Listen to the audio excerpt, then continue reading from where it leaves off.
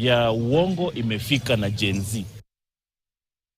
Mahakama ya Shanzu imetangaza tarehe 8 hadi 11 na tarehe 22 hadi 25 mwezi huu wa Julai kuwa kusikiliza kesi ya mauaji ya halaiki ya msitu wa Shakahola kwenye kaunti ya Kilifi.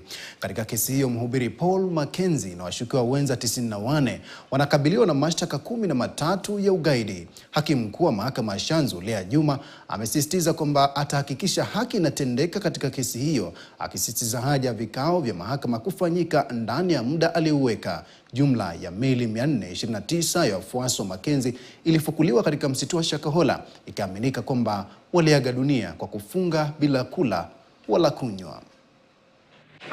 Further consent is that this court be and is hereby guided by the High Court order dated 11th of June 2024.